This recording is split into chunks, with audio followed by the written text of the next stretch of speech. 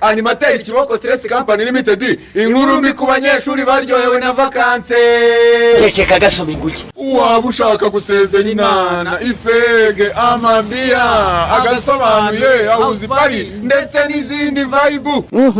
Sezera iyo nana fasta kuko abamotari barayahuka ukimara kwikorera kavarizi. Yes we inda Avenosia. Tuboneyeho kukwihanganisha kandi kuko muri boarding ukimucakira animatera zangi agatera. Yeba bawe. Akagutunga cyamure kure aho turavuga cya gitoroshi cyabo ugahita umurekura. Are you sure, Emmanuel? Ukawurarana. What? Ukawurarana.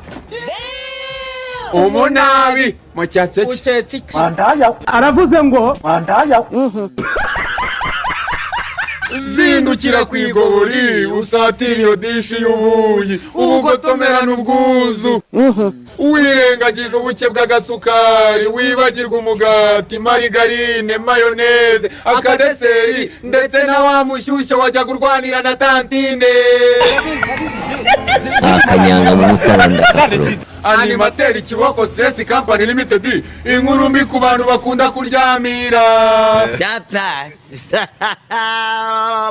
Animateri Kiboko Stress Company Limited inkuru mbi ku bakobwa badafite nyashi. Ubwo ni nyashiresi mu ndimi z'amahanga. aravuze ngo Ubwo ni nyashiresi mu ndimi z'amahanga. Kimba kuna kongeza karashi. aravuze ngo Kimba kuna kongeza karashi.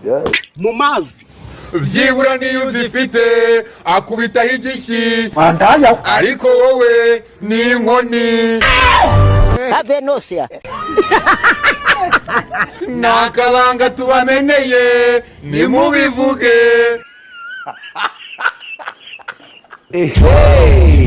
Sekanga san.